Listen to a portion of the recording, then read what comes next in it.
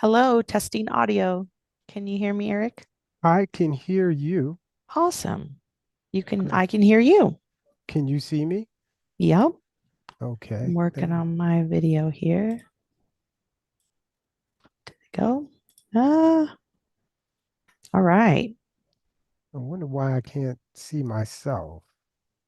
Oh, I can Uh, see you. Hmm. Okay, that's all that's important.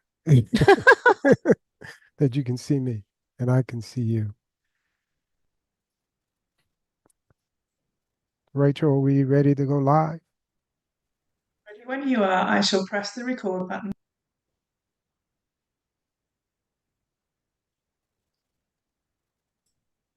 Okay. Madam Chairwoman, you'd like to kick us off? Yeah. Good afternoon, everyone. Um, I'm excited that we have our first workshop here in January, starting off the new year with some good business. Appreciate Eric you putting this together for us. Um, I think what we want to do today is talk through the traffic signal retiming program. We've got a couple of speakers, as I understand it, to get our brains moving. We want to do some discussion as well. Um, should we go through some introductions and do we have to do any kind of roll call or anything like that for this type of meeting, or what do we have to do administratively? So, Madam Chairwoman, thank you and welcome everyone, all participants.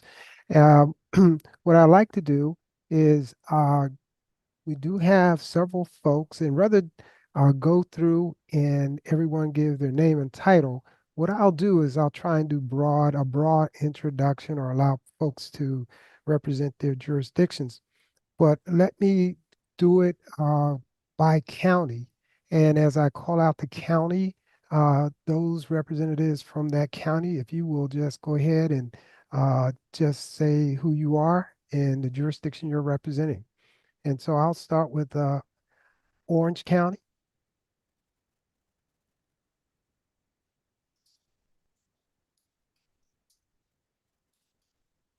I know we have some folks from Orange County. The way we have this, people will have to raise their hand for permission to speak. So um, Okay, I we can, got, I see Hazel, okay. Oswald, Orange County.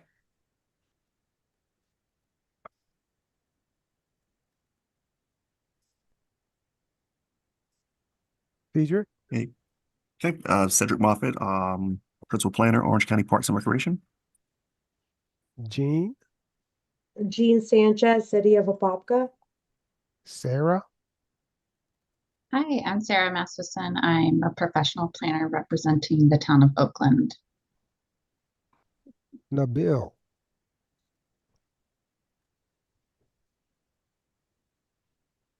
Nabil, you're on mute. Sorry, this is Nabil Mohisen, Signal System Engineering, City of Orlando. And one of our returning champions, Jason Sataria. Jason Sartorio, Transportation Planner for City of Winter Park. Great. I think that's all we have from Orange County. Okay. Wait a minute. Arisa,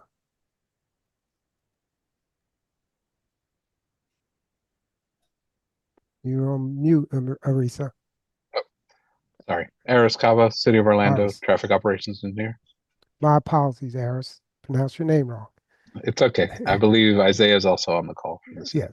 Yes. Brian,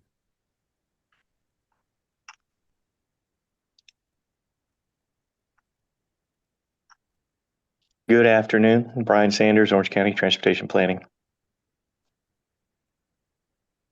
okay. I think that's all we have from Orange County. Let me go to Osceola County. Christina Colon here with Osceola County Transportation and Transit. Gary, Gary Yeager with Osceola County. Tammy,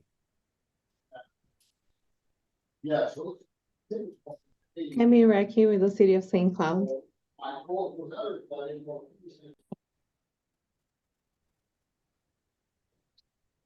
okay, and lastly, Seminole County.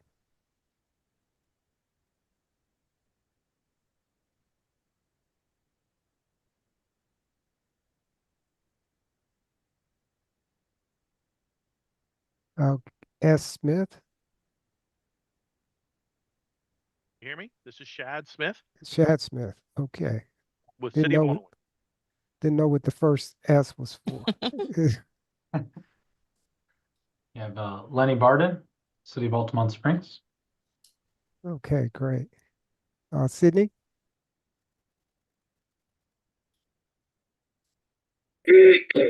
Sydney Boswell, City of Lake Mary. Kina,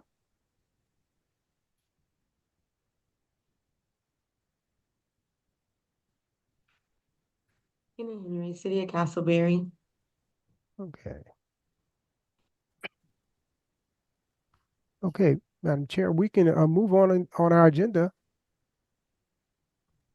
All right. Yeah, so our objective today, we want to talk about and discuss and be thinking about the retiming program. I think all options are on the table, what our thoughts are here. We want to think about the methodology for assessing traffic signal operations and performance, an overview of innovations, new technology innovations in traffic signal systems and timing, and enhancing the framework for this program and our coordination efforts that extend beyond our individual borders. So that's our objective today. So Eric, want to pass Sure. it on to you? Sure. Thank you again, Madam Chair. And just to elaborate a little bit on the objective here is we have, for those that haven't been exposed to our traffic signal retirement program over the last 15 years, it's been one of the programs that we have been leading that has been rewarding, and it has been providing benefits in terms of mobility, safety, and reliability within our transportation system. But one of the things that we've been tracking over the years is our benefit cost, and that has been the leading indicator in terms of the responses and the feedback we get from our committees and our board. And if we're using just that, it's been declining. And that is not really a surprise given the changes that have occurred within the region in terms of traffic and mobility. And so certainly a lot of the technology and nuance in traffic signal retiming is available to us, and some of us have been taking advantage of it. But as a region, is there an opportunity for us to take advantage and leverage that nuance? And so what we want to try and do with this is take a look or have a discussion on how we can, as I've been saying, help this program to evolve. Certainly, most of the traffic signal retiming, the impacts or the effects on vehicles, and vehicles are becoming smarter. Vehicles are becoming uh, probes that we can use to collect data, but they're also becoming more useful in how we do our traffic signal retiming. So that is certainly an item that we want to discuss. It's certainly an item that, in terms of the feedback that I've gotten from the committees and boards, or our board, is what are we doing with the new technology to improve traffic signal retiming? So if you look at the agenda, you'll see that we do have the next item is a discussion, or at least get a perspective from certainly the maintaining agencies on what they are looking for, what they would like to see we see us do with this program, and their knowledge and awareness of what is available for our use to make improvements, make changes, to the program. And then I'll go and I will just do a briefing on the presentation that I gave on our latest traffic signal retiming evaluation, which is fiscal year 23-24. And then I have Jeremy Dillmore from Florida DOT, who's going to talk about some of the innovations in traffic signal platforms. And we have a guest all the way from the west, well, not totally west coast, but close to it, from Nevada, Dr. Song Tien, who's going to talk about some of the research that's ongoing in traffic signal retiming. And he is going to talk chiefly about an article for you PEs and other traffic engineers, an article that he had published in the December issue of ITE Journal on this subject. Then we want to come back to you and have more of an open discussion and talk about action steps. Where do we go from here? How do we take what's been discussed today and implement it or integrate it into our program so that we can take advantage of, again, what is available, meet some of the needs and requests we get from our citizens in terms of improving our traffic signal program. So with that, I want to turn it back over to the chair so she can lead us in a discussion on what it is we are hearing or you are hearing, chiefly the maintaining agencies, what you are hearing and what you would like to see in this next version of our traffic signal retiming program. Yeah, thanks, Eric. Yeah, I wanted to sort of start this workshop with hearing, what sort of the comments have been from the board or from the public, things that you have all heard as it relates to the traffic signal retiming program or just traffic signal retiming in general. Again, so we can kind of hone in a little bit more on what we're trying to evolve, enhance, make better, that sort of thing. And we as you can see, we've got kind of a full agenda here, so we really just want to spend you know maybe 10 minutes on this. So when want to open it up to whoever to speak, just give sort of um, your perspective on why you think this is important, what you're hoping that we kind of evolve or make better as it relates to this program. I think when we were in the TISMO meeting, there was a lot of interest in it, and so we want to just kind of flush out that interest a little bit more and be able to hone in on a focus. Hey, Madam Chairman, before folks Yeah. start responding, when you are ready to speak, would you raise your hand, or if you don't want to raise your hand and speak, just go ahead and enter information on your question or your comment in the Q&A. I see Nabil has his hand raised.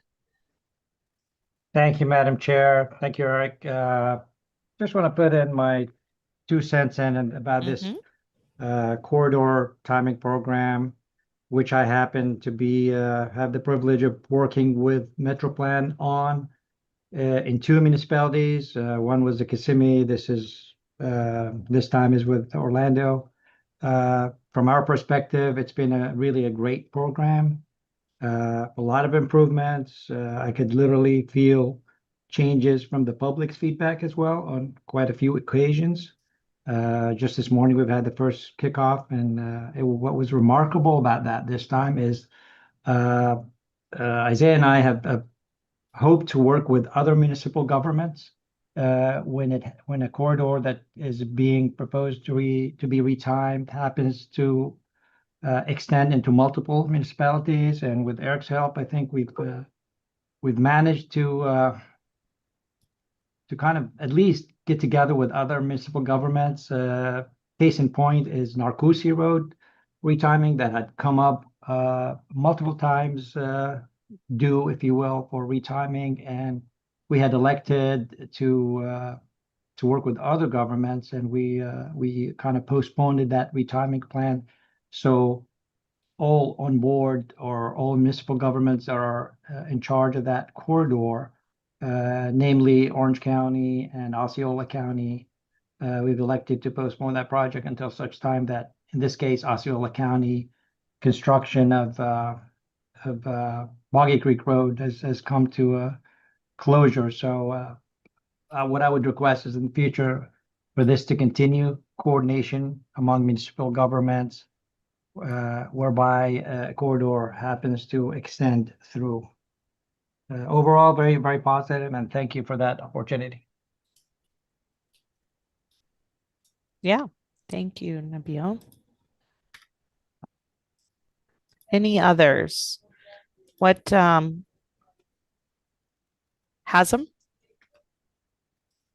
Good afternoon again, everybody. I agree with Nabil. The program has been great, and we've been able to improve signal operation for so many years. I think it's been 10 years around. So it's been mentioned before that because we've been doing it consistently, there's diminishing returns on our investment because there's so much you can improve on an annual basis. So we know that the benefit cost ratio has two terms. It's a two-term equation. The benefit and the cost. So because benefits cannot be improved much in the future, I think we should look into lowering the cost by looking into other ways to streamline the process so we don't have to do it the traditional way, like we've been doing for the past 10 years. So that's really our main goal from this meeting, is to lower the cost as much as possible, and so we can prove that the system is more cost effective going forward. So Hasm, that is the cost to do the evaluation. Is that where the cost of doing the retiming itself? The retiming itself. Yeah, and the main part of that cost, or the most significant part, is really data collection. So we have better technologies now that allow us to collect data, and we don't have to go the traditional way. The traditional way, meaning like counting cars and. That's correct. Yeah. Okay. All right. Thank you. Very good. Yeah, Christina, I don't know if you were a part of that discussion. I remember what Hazem was talking about when we were presented the benefit cost one pager. It was basically getting to the point where the traditional ways of us calculating that benefit to the cost ratio, we're not seeing as much of a benefit because we can't get any better, or we can't improve the timings as much as we could have 20 years ago, 10 years ago. So it's one of the discussions that came up, and I wonder if anyone had thought about it. Is there a different benefit to cost that we can look at, where maybe it's, I'm still thinking of that one pager, and I forget what meeting we had where we presented it, but it was like the title block showed all the negatives, but the bottom portion showed here's all the safety improvements, the other ones that were not the traditional benefit of saving time. Because I think one of the big things, it showed a delay, that people are actually taking longer, but it was the platoon was going through better. Correct me if I'm wrong, Eric. I'm going off Yeah, the top of my head. I forgot no, that no, sheet. you're correct. There's other things that we look at, like delay at the intersections. There's emissions. And one of the things we want to try and integrate in this is safety and the safety element. So yes, you're correct, and there are other features that we want to capitalize on from this effort, and we don't want to discard the benefit cost analysis, but certainly there are other ways for us to identify the benefits of the retiming that maybe don't have a quantitative element to them, but a qualitative element that we can count as a benefit from doing traffic signal retiming. So yeah, Man. you're right. Like just off the first blush, if you think about it, it's our signal retiming. We're trying to get vehicles throughput faster, but then everything else we're doing with Vision Zero is trying to slow people down. So we're in a direct conflict with ourselves, which we all know. Everyone in this meeting is dealing with that challenge right now. But maybe being creative in how we analyze it to show, yes, we might have a greater delay, but the safety factor has gone up. Or like emissions, you would think if they're in the corridor longer, emissions are going to go up if you're slowing them down. But is that the effect that we want, or is it not? Things like that.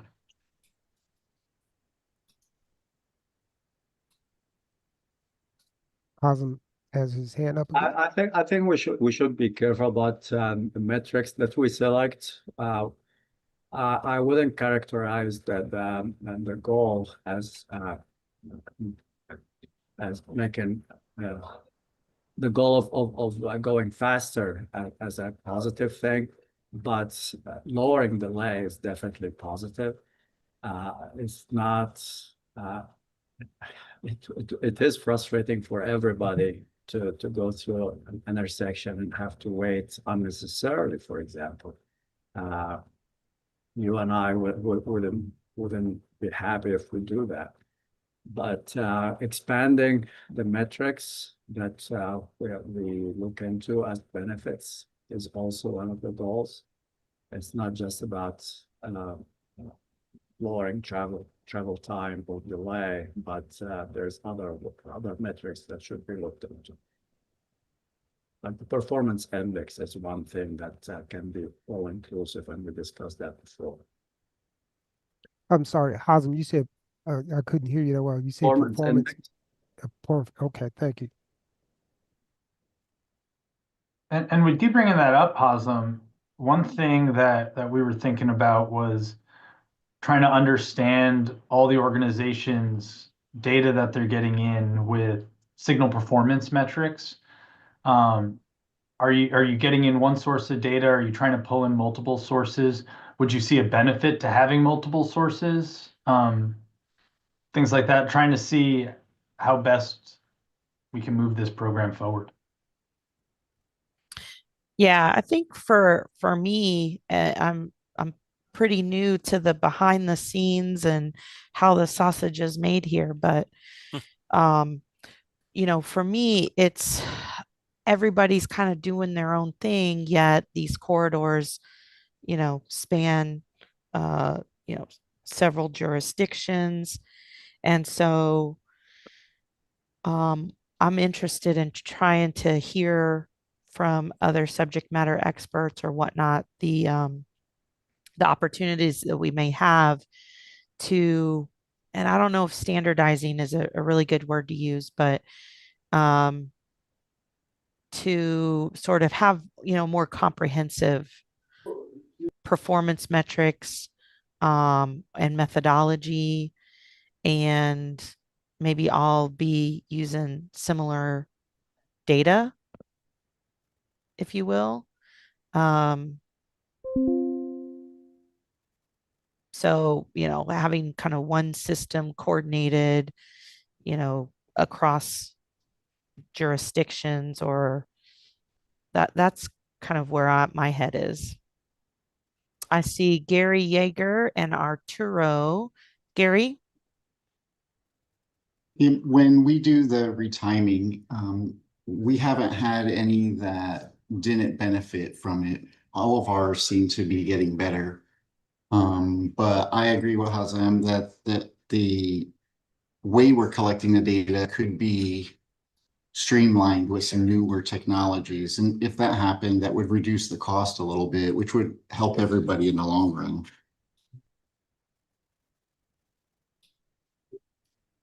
Good. Okay. And Arturo? Yes, I want to go back to what Lenny mentioned. emissions, it used to be a big deal with NOx, carbon monoxide, and volatile, everything that relates to ozone layer used to be part of the MOEs that we used to look at. It seems like in the last couple of years, it hasn't been like in the front. So then the other thing is that I think the benefit cost ratio is not really a good way to look at when you're doing some retiming, because you're not really putting a lot of cost into it. So the difference in cost between scenarios is hardly even noticeable. So I think we should go back to average delay and emissions and a couple other metrics that are more significant.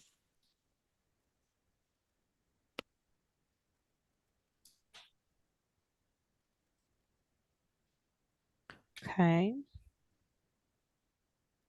Yeah, Brian Sanders. Hey, good afternoon. Yeah, I'm kind of interested in maybe some different types of metrics as being discussed. Also careful on what corridors we select. If these are super saturated corridors, you may have a hard time squeezing any efficiencies out of them. Maybe we label those. Those are beyond our help. If there's no other, parallel facility we can improve, or I'm just, No, I'm being sorry, Brian. honest. That the way Yeah. help.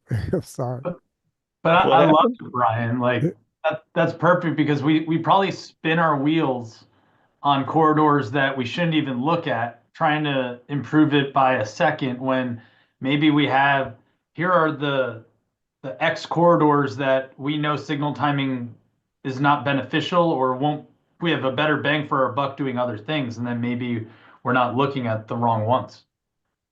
And it has a double-edged sword. We don't waste our time on it. And our elected officials and our leaders now realize that some of these are beyond hope.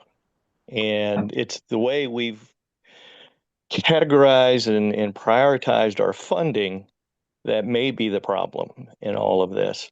So maybe in those saturated corridors, we don't look at peak hour. We say we abandon peak hour, hours before and after, that's what's important, and maybe we can have an impact there. I'm fine with that as long as we send all the complaints to Brian. No, send them to our commissioner, send them to our leadership. We can't move the needle on funding priority. We're funding so many different things that are so beyond the core mission that a government should be working on. So I'm just a little bent on priorities lately.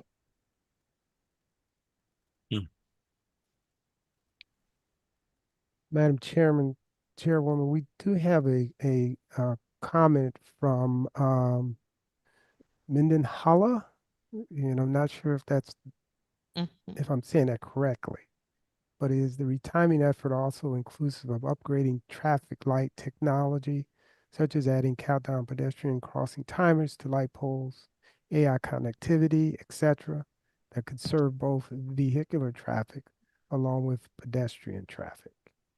Adam, yes, thank you, Adam. Very good. If there are any more hands raised or any final comments, I know we have some speakers. Well, we were going to go to you next. I see Nabil. You still have your hand raised, or is that left over? No, I raised my hand. I was just Okay. going to make a quick comment, and this is probably up to Eric, which is I agree with Brian Sanders as far as the selection is very important. Like the rest of us may have noticed, you keep selecting the same corridor, you're going to get the same results pretty much with very little improvement. But what I was going to get at is, would it be possible for MetroPlan to kind of involve additional budget item, resources rather, to implement ATSPMs maybe on some of those corridors to get the data, identify GPS data, real-time feedback on congestions and crashes and all that stuff. So that might be something to kind of improve where we're at or the results that we currently get from a corridor improvement. And Nabil, I'll respond to that. Yes, and that is the prerogative of the committee. If the committee believes that is the direction we should be recommending for this program, that is certainly, again, within, your authority to agree on that and to put forward what you believe is the right, whether it's resources or any other type of improvement or investment we should be making in this program. And with that, let me I want to address Adam's comment, and if I may ask some of the traffic engineers, if you see the question, if you can go ahead and comment on that.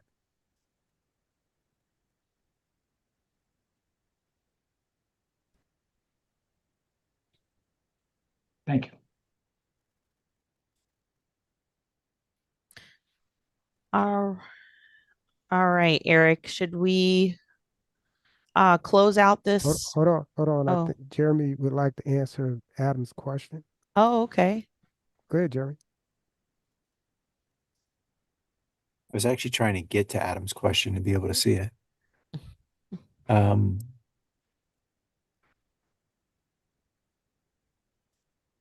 so I think there's a couple parts to this question, if I can start to jump into it.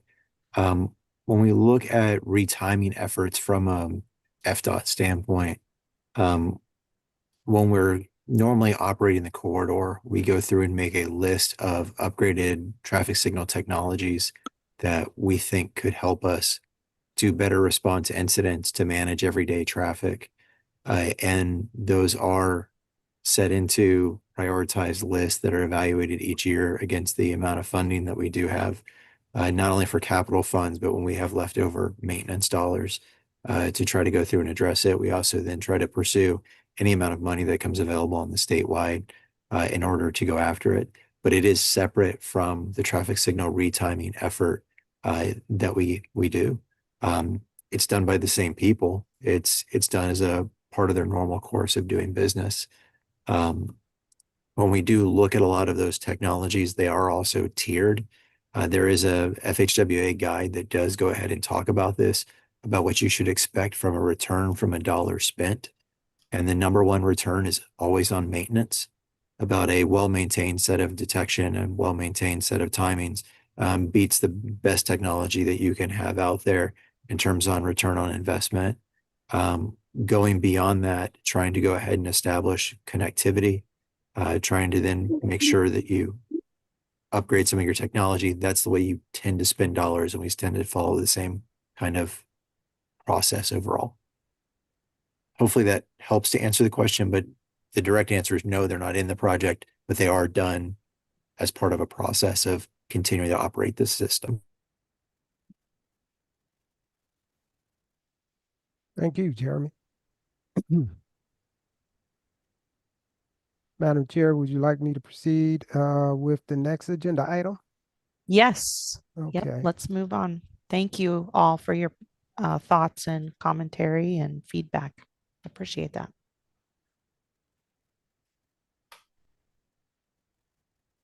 Go ahead, Eric. Okay. Just opening up my presentation here. Okay, do you see it? I do not. You do not. Okay. It is there, Eric. You should be able to see it at the top of your screen. There might be a tab for Eric's screen.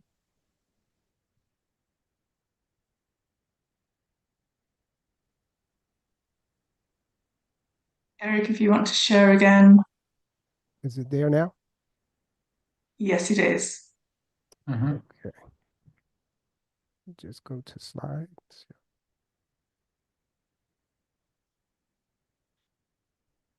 Okay, so this is the latest traffic Eric, signal. sorry, can you just put it in the right? You're sharing the wrong screen, I think. Okay, If you go to display setting in the top middle of your okay, screen where you see show task, yep, and then just flip them. that worked. Perfect. I think that yes, it worked. Yep, Okay, that's great. perfect, Eric. Okay. This was the last traffic signal retiming evaluation we did. Most of you that are members of the TISMO committee and some of the other committees, you've seen this. So this is it's an abbreviated version of it. And real quickly, the reason we do it again is to improve traffic flow, reduce delay. We would like to use it to reduce speeding. That doesn't, or it hasn't necessarily been proven, but we are making some efforts to show that under our Vision Zero program. And again, to look at vulnerable road users as well, see what we can do for people that we consider vulnerable on our roadway systems and see if traffic signal retiming can help them. So going back to some of what was already discussed with the metrics we use, we have leaned on benefit cost because it initially when we started this, we had such a huge return on this and everyone liked it. And so we've been kind of just relying on that to prove this program. But I think over the years, and I think as part of the previous discussion, we now understand that we have to look at other measurements to show that this is a continuing useful program. And this is what I'm speaking to. If you look at how we started the program, and some of it was because we had not been doing any type of retiming. We didn't dedicate the resources to it, at least from Metro Plan Orlando. Perhaps the jurisdictions did, but at Metro Plan Orlando, we didn't get into this part of the transportation system. We just you know left that to the jurisdictions. And interestingly, though, in one of it was at least 20 years ago, we did a update of our long range plan, and then we dropped a post processor on the results of that plan, uh, and it evaluated at the time ITS strategies, and one of those strategies was signal timing. And so our municipal advisory committee, which is made up of the mayors of the smaller cities, saw the results and said we should be doing more with traffic signals. And so that's how we started with dedicating funds towards traffic signal retiming. And again, it's been a very positive effort. So, I have this winning can mask a whole lot of underlying issues. And so some of the things that we've already heard today in terms of how can we reverse that negative benefit cost ratio, and not just that, but other metrics. And some of this stuff has already been mentioned. Some corridors we just can't help, as Brian noted. Um, how effective are we implementing the plans? Not that the plans are not good, but how can we do a better job of implementing these plans? Um, Coordination. That was something the bill talked about, is coordinating with the other jurisdictions. Some of our roads, in fact, many of our roads go through multiple jurisdictions. And I'm sure most of you've heard the adage, people don't care who owns the road. They just want to make sure the experience is going to be the same, regardless of the jurisdiction they travel through. Side street delays. When we first started this program, I remember that was one of the chief complaints I heard. And so what we did in 2 years, we did this is we did a sample of side streets at certain intersections that we were retiming. And we didn't see any delays, any further delays than what were happening prior to the retiming. So it was a psychological thing for many drivers. However, we're starting to see that that's coming to fruition, and we're starting to see that. And work zones, if we are going to build our way out of congestion and delay, well, then we can expect the delays to continue. And certainly there's not much we can do with traffic signal retiming. And so here we are.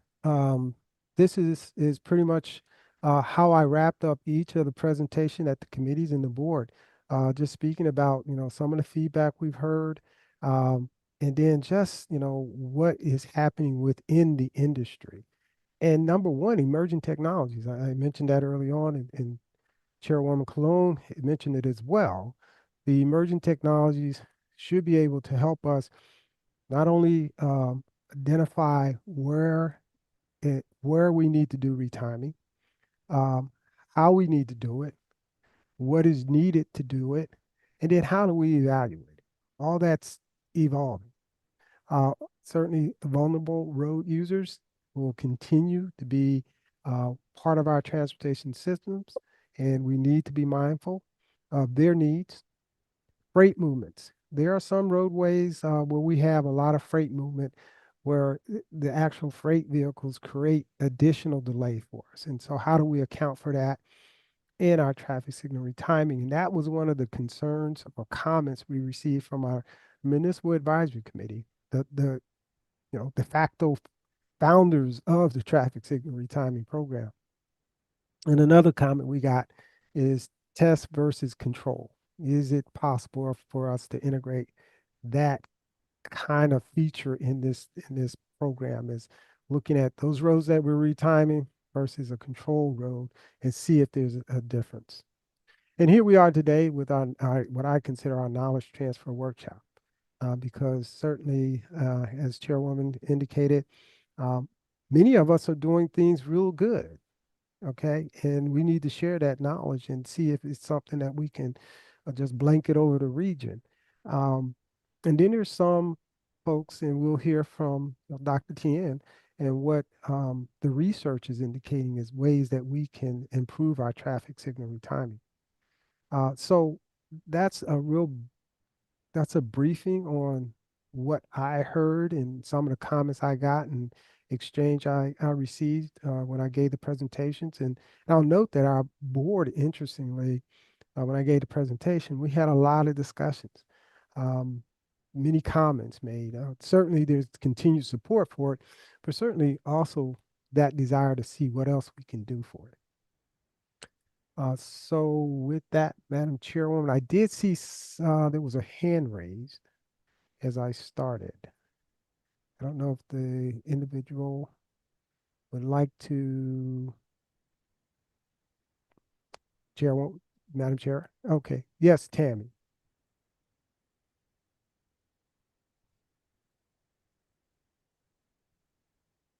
Sorry. Did you need me for something? So Sorry. yes, I Tammy. think I raised my hand by mistake, sorry. Okay, okay. So yes, Madam Chairwoman. I don't know. I see Tammy had her hand up, but she raised it by mistake, so I don't see any other raised hands. Yeah. So any questions on Eric's presentation, giving us an overview of the existing program? I don't think so. Don't see anything in the chat or any hands raised. All right, we want to move on to the next item, and hearing from Jeremy Dillmore, Innovations in Traffic Signal Platforms.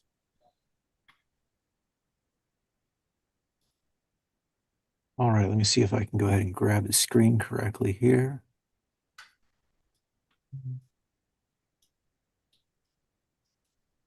I'm gonna share this screen too. Let's go ahead and function. Are you able to see my screen? I am not. For Eric's, I saw a, view Eric's Hill screen thing pop up. And you may I need don't to see do that what yet. Lenny had suggested to me.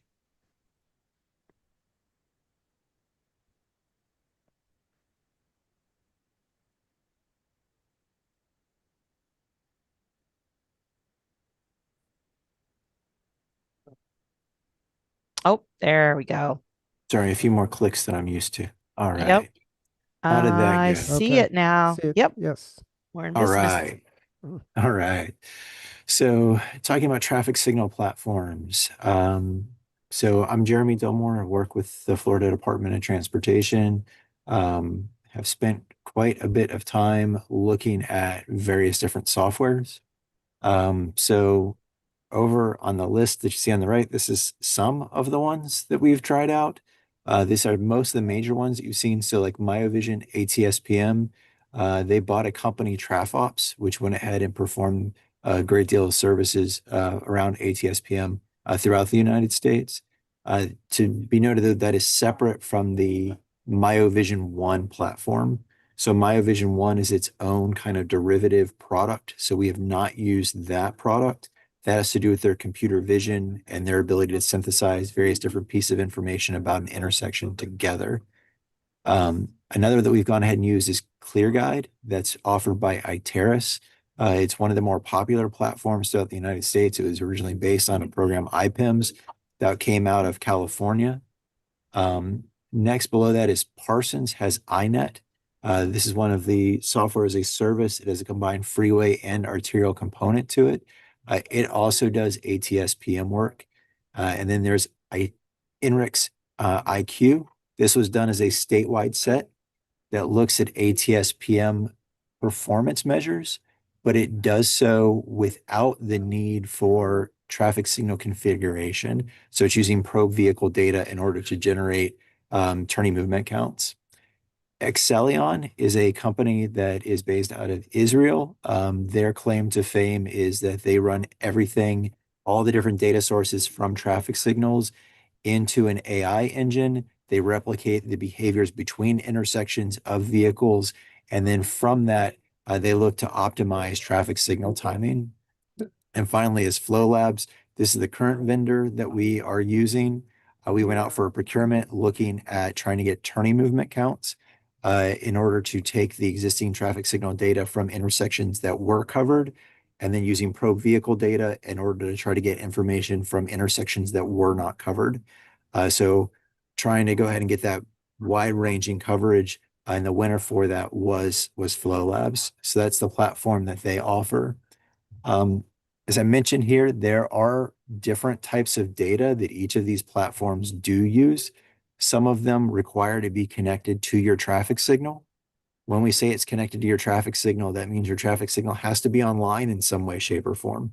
So it has to either have like a cellular backhaul, it's got to come back home through fiber, through a point-to-point wireless connection. Others rely upon probe vehicle. Some of them take both of those sets of information, and then some of them take both sets of information and bring them together into a single set of data. Others also use camera analytics. So they use field deployed cameras to generate their own additional performance value beyond that. So with connecting the traffic signals, the pro is that you get all the cars that are in a set. The cons are that, again, you have to have connectivity, you've got to get hardware, you've got to go ahead and keep it running, and you also have to have good metadata. Now, metadata sounds like a weird thing. It's not that complicated. When you look at it, traffic signals will say, I'm turning phase 1 green. Is that an eastbound left? Is that a westbound left? Is that a northbound left? Is that a southbound left? Unless you configure and you tell the software that 1 equals this direction, it has no idea what you're talking about. It doesn't figure it out itself. There's some alternatives to that I can get into, but generally you have to configure it correctly, or else all the conclusions that you get from it are wrong. So being able to understand that directionality is a much bigger challenge than people necessarily realize. So one key thing to keep in mind with all these platforms, there is no one best. There is no silver bullet. When you get down to things, as you guys were mentioning before, you can't time your way out of overcapacity traffic signals. You do get to a point of declining returns that when you start getting to that point, you really have to look at improvements in capacity. You've got to add lanes or you have to restrict movements. So you have to go to things like alternative intersection designs in order to be able to move more people. However, When you look at the ability to handle things that are near capacity, that's really where traffic signal timing shines.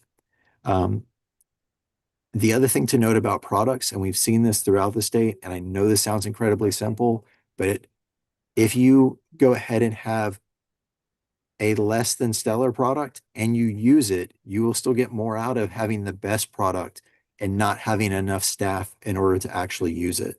So you have to be properly staffed. There has to be time for these folks to be able to get to that work in order for them to be able to make use of the platform and make the best of it.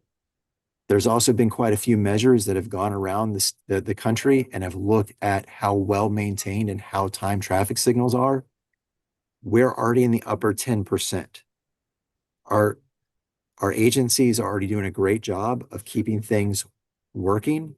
And because of the history of the program that MetroPlan Orlando has had, we are already doing a great job of timing our traffic signals, which means the delta to make improvements aren't always there. And we've seen that as we brought in vendors to help us out. The other thing to note here is when you're looking at platforms, scale matters. So one of these vendors, Excellion, can only work on 10 traffic signals at a time, which means if you're trying to go ahead and cover the MetroPlan area, you're talking about 200 different instances. And just like Eric was talking about crossing between coordinated systems, those now operate within their system as uncoordinated. So scale does matter when you do look at these. Most of them scale pretty well. However, when you start looking at this particular one, it's great in looking at things in a microscopic way. But as you start to move into larger corridors, it just breaks down as a functional platform. When we look at fusing versus using data, it's important to understand the difference between these two things. There are lots of platforms that say that they use one source of data or another. They ask you which one you want to use in order to make decisions. And then are some that try to fuse it. Where things are eventually going to is fusing, but there's not a lot that do that on the market right now, and how well they do it does matter. One of the things through using all of these platforms, I can definitely tell you, is that all of our data is wrong. Now, the degree to which it's wrong and whether or not it's useful enough to make decisions, that is a very important distinction. If you ever get into, but I went out there and I counted and it wasn't actually 5, it was actually 6, that may be true, but does that change the decision you make as a traffic engineer about how you time a traffic signal? There isn't a singular source of truth. Even when you have someone go out there and count, they make errors in trying to go ahead and count how many cars go by themselves. When you look at the ability to use pro vehicle data, they can only sample vehicles that are connected. So whereas they may give you wide geographic space, they don't really do a great job of capturing all the vehicles. They tend to oversample newer cars rather than older cars, which means more affluent areas may get better coverage than less affluent areas. The other thing that you do run into is when you have your own equipment, again, you have to maintain it. If your detection's not working, your data source isn't working, which means now you have a big gap that takes into place. And a lot of these vendors turn back and say, if they're going to rely upon your traffic signal data, the responsibility is on you to know whether it's cleaned, whether the metadata is correct, whether the accuracy is good. So it actually, in trying to go to a platform to help you, you may find it actually increases your maintenance cost in order to be able to do this work. It also may require a slightly different design in the way that things are put out into the field. So these are all kind of things to think about as you start trying to get into more and more complex work, is that it's not just buy a platform and you're good to go. So when we start looking at reports, some of the things that we do see is that there are also the concept of built-in reports versus the use of custom reports. Some of these platforms have a lot of reports that are already built in. They're not expensive. They're already part of the cost of the platform. They tend to be automated and tend to be readily available, and they usually require very minimal setup. The problem is that if you want to look at a different format, a different way of looking at the data, you can't. Then you start getting into custom reports, and they're just the opposite. They're time intensive to put into place. Sometimes the vendor won't even do it at all. They'll say it's not in their business interest, only you want it. They need a certain number of customers to care in order to build it. It takes a lot of time to get there, but you get a lot of flexibility. So they're kind of inverses of each other. Sometimes doing reports outside of the system tends to be a little bit more cost effective than necessarily trying to do it inside a lot of these systems. So in looking at the variety of different systems that I've gone ahead and mentioned, one of the things I mentioned, Excelion doesn't scale super well. When it comes to like MyoVision, what you see there is that they will actually tell you if you have data quality issues from your system in order to be able to fix it, but it's on you to do it. When you look at like your INRIX IQ system, it uses probe data. It doesn't rely upon your system. So it takes a little bit longer to have enough history to be able to draw conclusions from. And you can't deal with necessarily individual customer complaints that are specific to a time and a place, but it doesn't rely upon a lot of your intervention. So if you're looking for a less touch option, they tend to do a really good job with it. When you look at Econolite SPMs, we took a look at those and tried to compare them against other ATSPM platforms. We've never used them. And that was because they just offered fewer of the metrics than what others did in the marketplace. ClearGuide has the best reports. I put some of here, but bar none, these guys have awesome reports. They've been around a long time. They've been doing this for a while. They just don't fuse data. So that's kind of like their downfall. Flow Labs fuses data. They're the new kids on the block. Their reporting is nowhere near as good as what ClearGuide is. So you have different pluses and minuses amongst each one of the platforms. There's no one right answer. Again, none of them help you if you don't use it. If it's not user friendly enough to use, it's not doing anything for you. If you don't have good enough maintenance in order to keep things up and running, don't try to use that data source. Don't go for a platform that relies upon it, or else you're just going to be stuck in frustration. With the FDOT plan, we're currently again using Flow Labs. We like it from the data fusion standpoint. We like the idea of when it starts getting bad data from traffic signals, it ignores them and starts using probe vehicle data to fill in.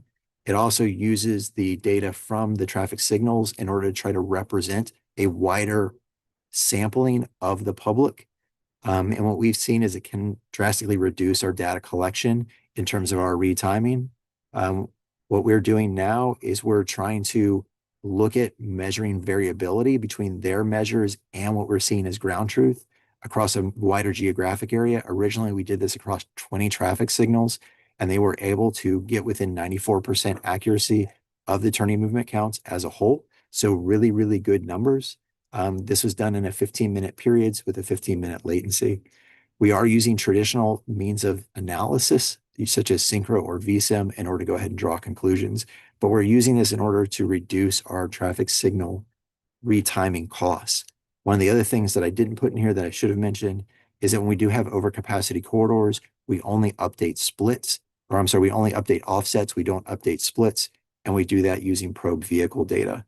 So it's a way to drastically reduce the costs in order to go ahead and move forward. And Flow Labs can do that. You can do that with ClearGuide. You can do that with INRIX. A lot of these guys you can go ahead and do that with and actually get pretty good products.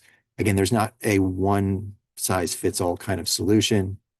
When we look at this, again, some recommendations, we've already talked about this, is before you do a retiming, ask yourself, have patterns changed out there? A lot of these different platforms can do so. Are you having equipment issues? Is that the reason why you're seeing a pattern change? Are you having problems with stuck ped buttons? Those things will get you a lot bigger return than the retiming will. Is it overcapacity? If so, it doesn't make sense necessarily to move forward. And I mentioned almost all these platforms, you can use any one of them and you can get really, really good results. It's just a matter of, again, using that platform, having it configured correctly in order to work for you. So with that, I've talked a lot. I appreciate your time and attention. I'll turn it back over to Christina or Eric. It'll be Christina. Thank you, Jeremy. Thank you very much. So I want to open it up for questions to Jeremy on his presentation. If you have any questions, thoughts on what he presented.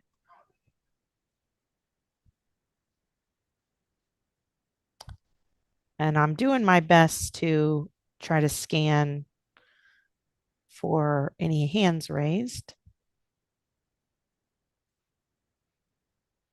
Madam Chairwoman, I don't see any hands raised. Oh, well, there's a clap for Jeremy. I've got a question. So, again, for somebody like me who's kind of new to this behind the scenes stuff, when we're talking about the retiming program, it seems like we're talking about an annual activity. When you are going through and talking about the retiming and the software used, is that an annual activity? Is that a monthly thing? Or is that just a daily sort of exercise? Or what is the frequency here? Because I think when I'm hearing feedback from maybe higher level county managers or um, commissioners and things like that, I don't know that they're necessarily thinking of this one time annual thing. They're thinking of the new technology that does it based on the day and the traffic that is out there right now. So can you talk about your Yes. Okay. perspective on that? So a couple things when you start talking about how we do retimings. So this is actually a prioritization matrix that I have up on the screen. And so what we do is we try to use the data that we have out on corridors in order to prioritize them. This is probably something that a lot of folks have seen before, but we try to use data in order to drive where it is that we should be putting our resources. Now, that is done based upon where do we want to spend our annual allotment for that work. In addition to that, we have signal analysts that are in our TMC that are there 24, or I shouldn't say 24 hours, from 6 until 6, and they're there 5 days a week. They're on call the other days. When there is an issue, and 2/3 of the time it's construction, they get the call and they make a change. On average, we're making 2 signal modifications per day due to construction. And then we're making, on average, 1 signal timing change per day due to crashes. Now, in order to make those modifications, what we've really seen is that we have these platforms that are helpful, but a lot of times the changes are relatively intuitive.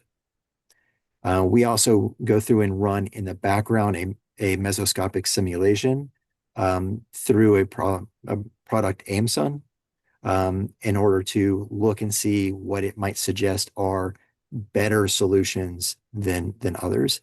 But again, most of these are intuitive. When you see a ramp backing up, giving more time to flush that ramp, there's already a pre-approved plan that we've met with a lot of the folks that are on this call in order to agree to what that pattern may look like, and our operators activate that call. So a lot of the steps to take are done in under 5 minutes. Someone sees the issue. There's already been, when heads were cooler, what we had developed a plan offline about, and we go ahead and put it into place. To develop that plan, what we've done is taken a look at the overall existing plans. We've kept the maximum cycle length, and we've allotted additional green time during different periods of the day towards the movement that's being served in order to go ahead and flush it. We went through a big effort of trying to go through and develop really complex timings. It didn't work. The juice wasn't worth the squeeze. We went ahead and brought in a bunch of AI companies, and we talked to them about what they could do. Every single one of them begged off at the end of the day of actually trying to put something into place. The only one that went ahead and came in, I think, was Excellion. And to their credit, they went back and they looked at us and they said, wow, Seminole County does a really good job of timing Lake Mary Boulevard. That is one of the best time corridors we've ever seen. We have no recommendations for modifications to be made.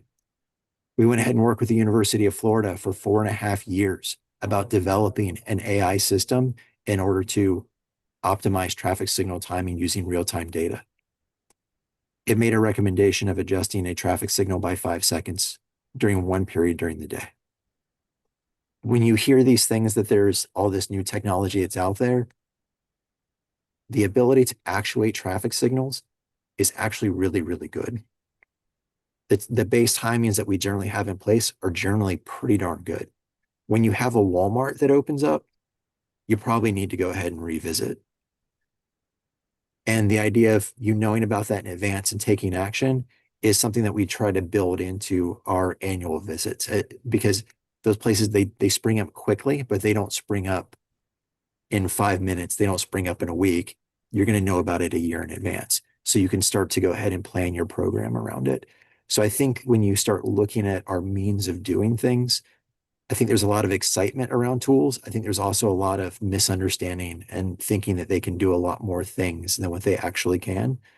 And what people don't like to hear is a lot of the problems that they do see are because of broken detection. They're because of stuck ped buttons.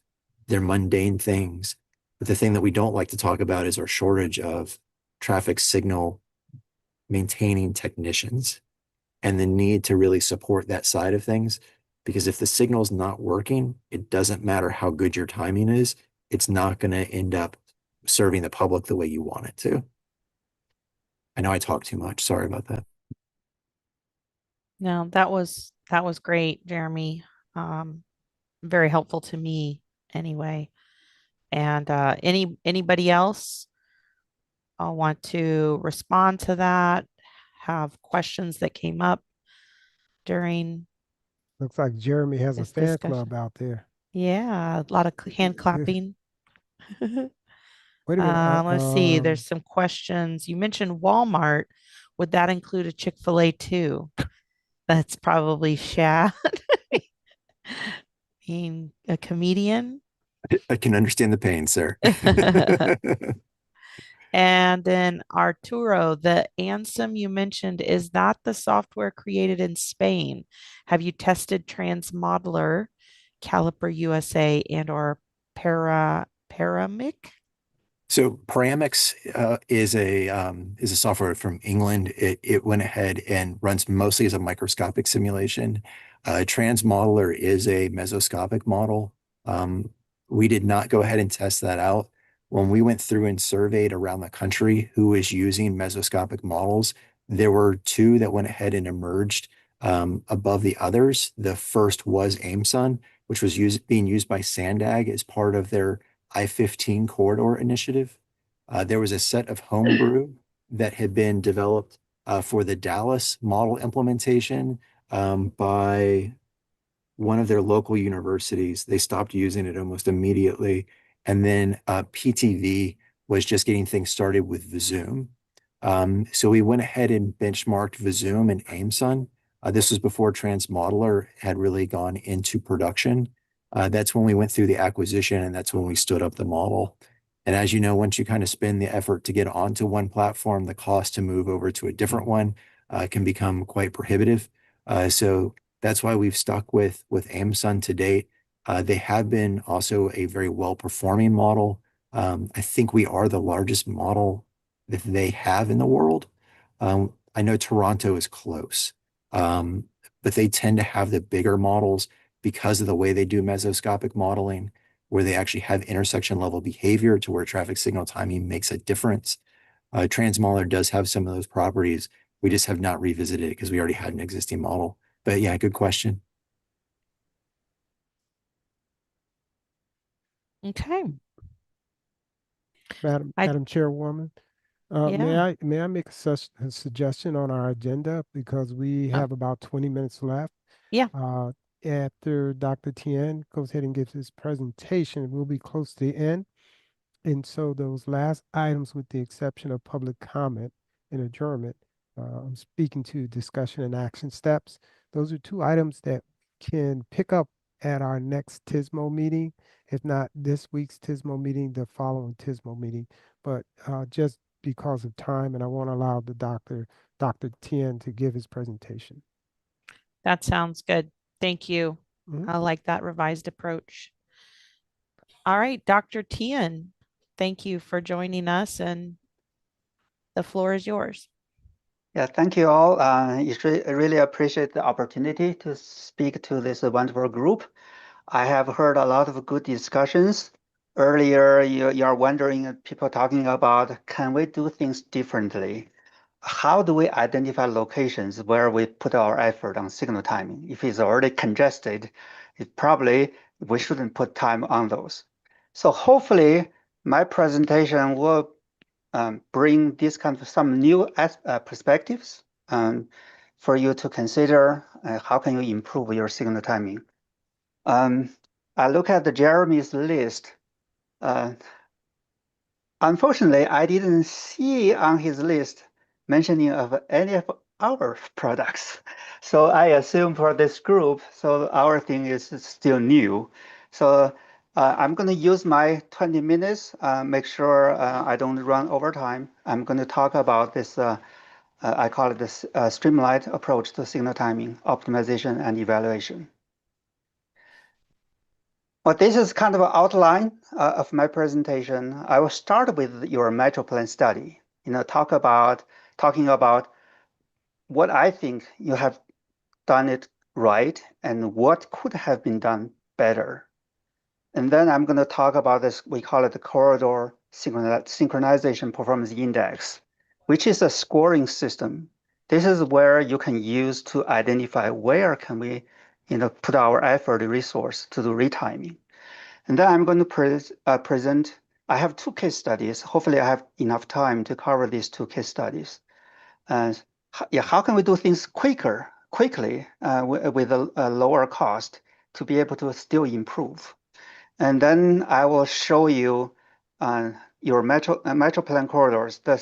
In that report, you have 26 corridors retimed between 2023, 2024, and how they are performing based on our scoring system. So these are the things I'm going to cover. You see the title, A Streamlined Approach. Eric already mentioned, I think he also shared the paper I published in the IT journal. So yeah, if you haven't read it, please read it, and I would like to hear your comments. And the reason I published that paper is really to describe everything behind this VSync tool that we use for signal timing, performance optimization, and evaluation. And also to address a very common question people always ask, how is VSync different from other tools like Synchro, True Traffic? So the paper talks about 4 things: management, optimization, diagnosis, and evaluation. So for today, I'm only focusing on these 2 things: performance evaluation and optimization. So let's start with this metro study.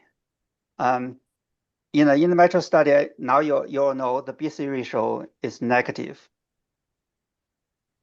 Some of you may or may not be surprised to hear, as when I saw this number, my first instinct is that this cannot be a study done by the consulting firms themselves. If I work on the signal timing and I do the evaluation, so rarely you see people will report negative ones, right? So that's why I thought maybe this is somebody done a study done by somebody else, not the consultant themselves. So I think that my kind of estimate was right. So you did hire a different company, which is Kittleson. By the way, I started my professional career at Kittleson about 20 years ago, more than 20 years ago. So a study done by a third party, independent, and also you use the big data, so get a lot more samples. So this is the right thing to do. So what could have done better? The before-after study, it only tells you where it gets better, where it gets worse. But there's always one question it cannot answer. What's the quality after the retiming? Can we still do better, and how? So a simple before-after study cannot answer that question. So we need a kind of a scoring system. I gave you a score, like you take an exam. You scored 90 above, probably there's really not much room to improve. Okay, so that's something I'm going to talk about. I also noticed the study only included the AM peak and the PM peak. So I think I heard, some of you already mentioned, AM, PM some corridors are very congested. It's over capacity. You probably really cannot improve much. So for me, if I want to look at where signal timing has done well, I always start with the off peak, which is the midday. Okay, so off peak can tell more about signal timing quality. The other thing is you may have a very good timing plan developed, but somehow when you implement it, some mistakes made or some other issues, the timing are not really running according to your design. So that's the diagnosis I'm talking about. Okay. So now let's talk about this scoring system. How do we score them? I know most of you are traffic engineers. I also heard a lot of planners. So you may not be familiar with we call it time space diagram. Here I'm showing two trajectories. Hopefully you can see my mouse. Two trajectories. Okay, going this corridor has 11 signals. These are the stops. You can see some stops are very long, some stops are very short. The travel time is 11.2, number of stops 5. The second one is 8.7, stops number 3. I think everybody can tell the second one is better than the first one. But exactly, is this a good one or bad one? Or how good it is? Okay, so we need to score them. Okay, in fact, these two are from the same timing plan. And you see two different performance. So our scoring system is like this. Still based on your average speed, look at your free flow speed, and you look at the number of stops and other factors, we give a score. You see the first one scored at 70 on the 100 scale, and it's a C minus. The second one is 95, which is the A. Okay, so now you see, okay, if we achieve a lot of them like the second one, it's going to be a good timing. If we achieve a lot of them with like the first one, then it's not a good signal timing. So now the trajectory tells you where you made a stop and what's the performance look like. But without the signal timing information, we still don't know why those stops occur. Why this first one happened 5 stops versus the second one 3 stops. So what we need to do is, again, the same trajectories. If I lay the timing behind this trajectory, so now you see this is a true time space diagram.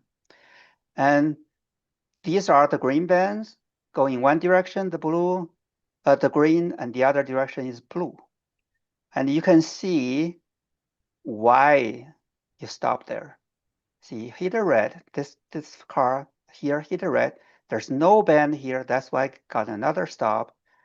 The second one, probably run the yellow, barely made through this one, therefore only resulted in 1 stop. So once you put the timing there, then everything becomes clear. And then we know by looking at this time space diagram, probably it's not a very good signal timing. So here is kind of given kind of animation for those planners. You do not have a lot of experience. You can still understand. These are the trajectories. These are the timing. These are the videos. So this is our mobile tool. You can go there to verify if the timing is running according to your design. You can see here out of the band. Therefore, it's a short stop. In 6 seconds, it's going to turn green. So the signal turned green. Let's keep going. The next one is supposed to be another stop, but however, it's green because side street, there's no traffic, so it gapped out. So the next signal is already green, so no problem going through. And here, the next signal, you're within the band, should be able to go through. Going through, now you're out of the band. So in 3 seconds, it's going to be yellow. See, everything matched the timing. So you see the delay is 90 seconds. Okay, the blue, you see the blue will start, which the opposite direction. That's the left turn and the through will start. Okay, so the direction I was going had 8 seconds remaining to be green, to start green. So now it's green. Okay, so we started again. See, there's a narrow band. There's no way you can go through. So in 5 seconds, yellow. Okay, now another long stop. So this is a kind of a timing verification tool. I think if you just show this even to a general public, they can understand. So these are the short stops, why it's happening. Okay. Now, the two cases I'm going to present. The first one is in Southern California, happened to be Orange County, California. Okay. 9 signals. So we first got all these trajectories. So you notice going, this is southbound, doing pretty well. Going northbound, you see there are 2 stops there. Okay, again, is this a good timing or bad timing? Trajectory alone can give you travel time, but we need a score, right? Here is the score. So the score, there are 2 things I want to highlight. One is called qualitative signal timing. I already mentioned. You got a B+, which is already pretty good. The other parameter is called the greens per red. So greens per red means on average, you go through 4.9 green lights before hitting a red. So this is already a very good, well performed corridor. So in Orange County, I just want to give you a number. In Orange County, California, their greens per red average is below 2. So you can see this is a very well timed corridor. But when I look at this one, I still want to see why there are those 2 stops. So again, put the timing on top of the trajectories. Now you see why those stops occurred, because there's no band here. You can see the blue color going northbound. There's no band here. That's why everybody stops. Now, without doing the data collection, without changing the cycle, without changing the split, just based on what they have, this is how quickly we can do an optimization. You will see. Just optimize the sequence and offset. Don't touch the split and cycle. So now you see the band opened. So this is what I'm talking about. A lot of cases, you don't need to collect turning volumes to do a full-scale signal retiming. So by just looking at what you have, you can achieve a lot. Now you see this is the after. Okay, going northbound, you can see a lot better. Going southbound, I actually increased the stop a little bit. I did this just in a couple of hours. If I had more time, I would move the offset a little bit this way to reduce this stop. Okay, but anyway, you can see the performance. Before was B+, now it's A-. And the traditional way of calculating the benefit cost based on travel time, fuel savings, about $500,000 saving. So this is the first case study. This is the second one is in Texas, about 13 signals. First, we got these big data trajectories. So you may notice there are a lot of stops only within this segment. The rest part looks okay. Again, yeah, is this good or bad? So now we have a score. Here is the score. Again, it's a rated B+. A green-red ratio is 4.4. It's a pretty well-timed corridor. So my question is, why there are all those stops there? So if I put the signal timing, the time space diagram there, you see there's something here. Doesn't look right. Okay, so what happened is, in fact, it's just a sequence. Somebody messed up the sequence. So I'm going to show you. Okay, first, you lay the trajectory on top. Now you see why those stops occurred. Okay, this is what we did. You will see I'm going to just only switch the sequence there. lead leg, okay, switch that, okay, switch that, now you see the band open. That's the only thing I did. Now you see this is the new timing, the trajectory with the new timing. Okay, there's still some stops, but if you compare before after, this is before, this is after. Before is B plus, now is A. A benefit cost ratio, a benefit, I didn't do the cost because I did this all for free. So the benefit cost ratio will be infinite. So the benefit is $1.7 million per year annual savings, just with that one change. So this is a case study. And now we have also this before after. You will see this is before, this is after. You see that this is where that phasing sequence got messed up. Before that signal, everything looks similar. So now after this is going to make a difference. See, the after is within the band, will go through. Before, out of the band, a stop. Okay. So this is already done. I only compared up to this point. So here, you're going to hit another red. Okay. And then a Q, slow you down. Okay. So just within this segment, we were able to reduce travel time by almost 2 minutes. So I finished my 2 case studies. To put on Jeremy's list, what I want to tell you is that there's another company, Australia-based company, is called Compass.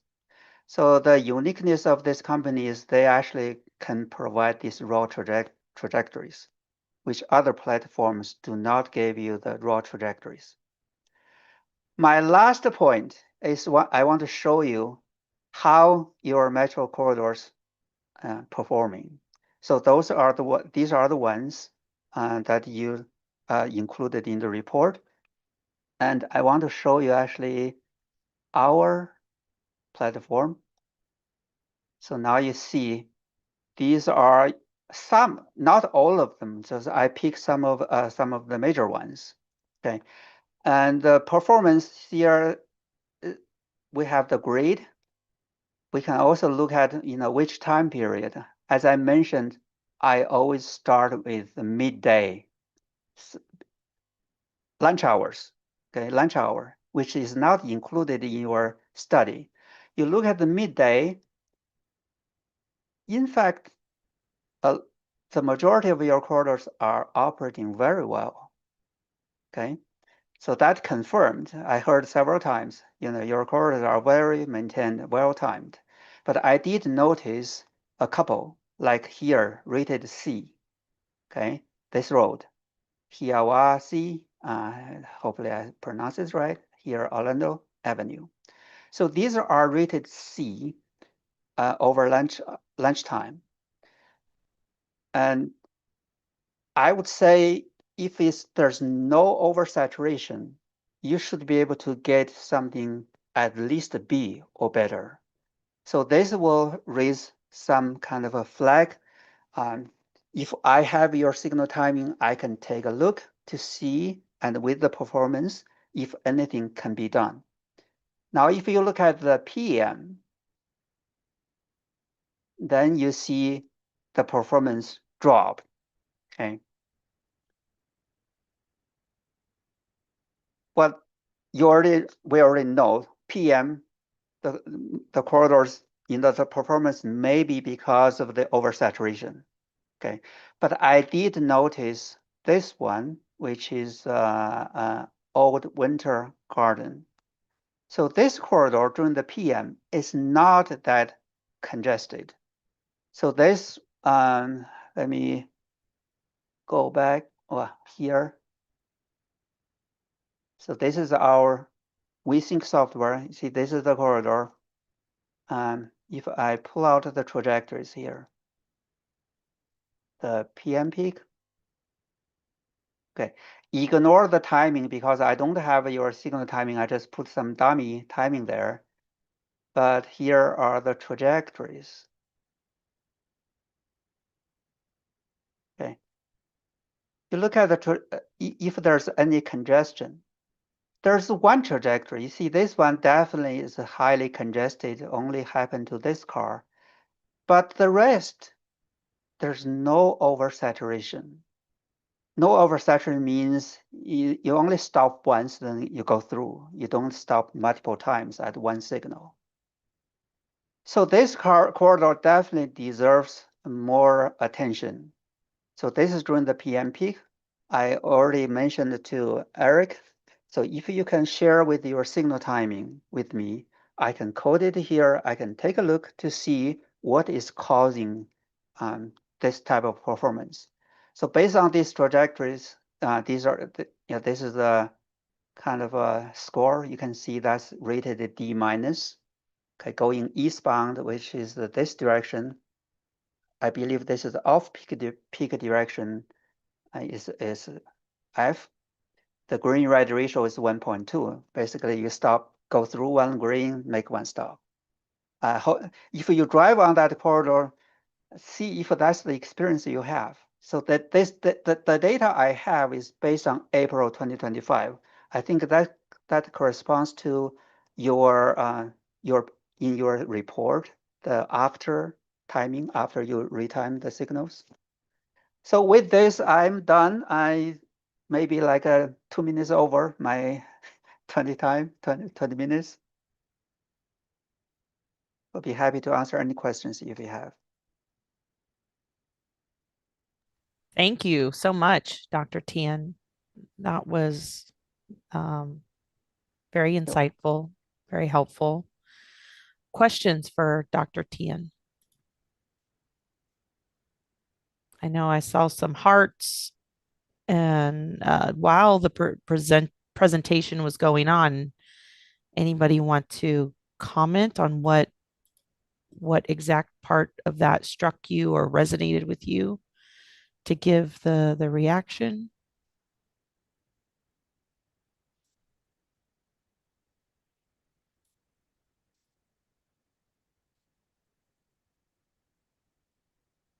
No?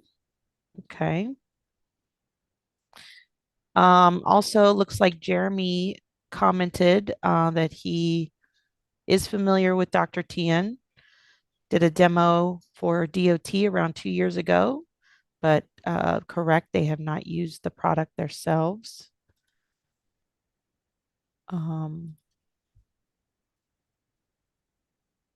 Like I said, I already offered to help those two corridors. If you share the signal timing, I'm willing to take a look. And if I see that can be improved, I will give you a new timing. And then later we can do a before after comparison. Then you I have I live up there by those D minuses. So, but I don't work in Orange County, so I need any Orange County people to speak up. We'll be glad to share the timing. Yay. Okay. Hazem is going to share timing with you. And I'll follow, and I'll, Madam Chair, and I'll follow with Hazem and Dr. Tien on this. Okay. And I'm over the corridors down there towards Osceola County and that cross the Orange and Osceola County border that it's a B minus, it looks like midday, a C in the evening. That's, I believe, probably Narcoossee, I'm guessing. And then I'm guessing the C is 192. Would you have any, would there be benefits to us sharing timing for those, or are you saying that the midday shows there's not much to be done? Okay, let's look at the midday. Midday is B minus. Let's just look at this one, Hiawassee. Uh-huh. and also this one first. Old Winter Garden. Okay, Yeah, that's definitely Orange County. yeah. Let's just look at these two first. Good. So, Madam Chairman, I will follow with both. In fact, with all the traffic signal, the maintaining agencies to see if we can get signal plans to Dr. Tien so he can go ahead and do a quick analysis for us. But you also have a question or comment from Arturo? Okay. Yeah, I didn't see that. Let me go. I don't see it. So if you want to read it, Yeah, go it's ahead. Dr. Tien, have you simulated a network where speed limits are changed dynamically in order to meet the bands better? Okay, can you say it again? Sorry. Have you simulated a network where speed limits are changed dynamically in order to meet the better bands? Um, let's see if I can understand your question correctly. First, our Hold on, software. Dr. Tien. Um, Arturo, can you go ahead and just ask the question so that it's clear?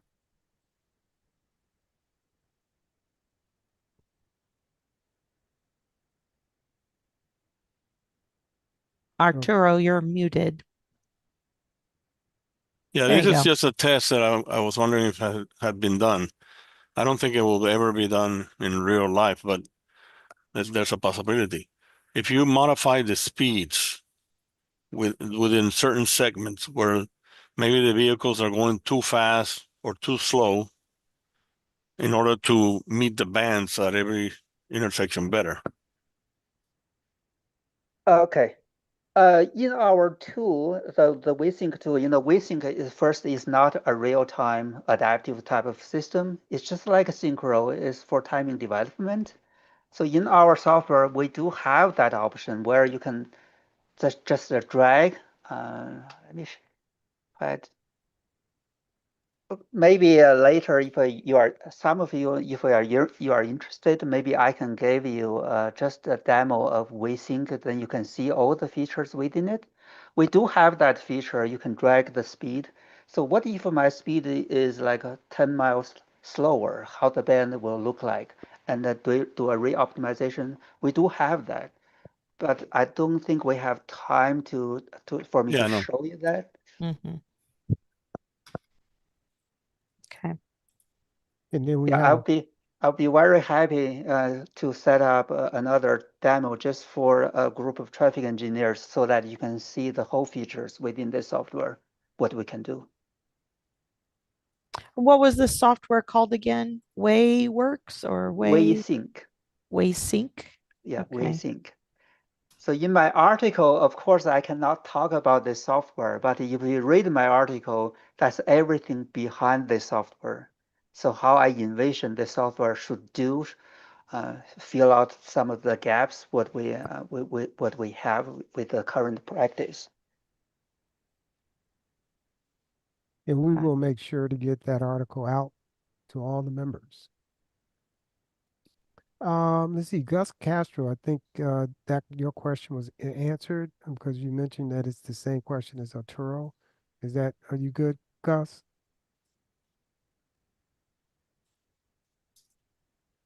All right, you asking me?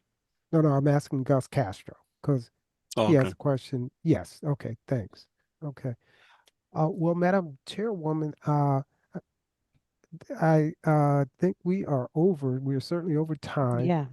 And as I noted earlier, we can uh, do the other items, which is we would like to The have more implementation discussion. options and the Yeah, the action action items. steps. Yeah. Yes, yes. Um, but we do have to allow time for public comment. Do we have any public comment? I don't see any hands raised, Eric. Okay, thank you. So, Madam Chairwoman, we covered quite a bit, and we got some work to do to follow up. And Mm-hmm. so we'll have some more discussion Friday, I would imagine. And then Mm-hmm. after that, we can go go back to more discussion and then action steps. Sounds good. And Eric, I know that we've reviewed the draft agenda for Friday. If we need to Modify it. revisit that and modify it, Yes. let's do that. Okay. Thank you. Okay. So would All you like right. to close us out? Madam Yes, I Chair? will. Thank you all for your participation. Continue, your thoughts on this and bring them to the table on Friday. And I look forward to seeing you all then. This meeting is adjourned. Thank you all. Okay. Thank you Enjoy all. the rest of your day. Thank you.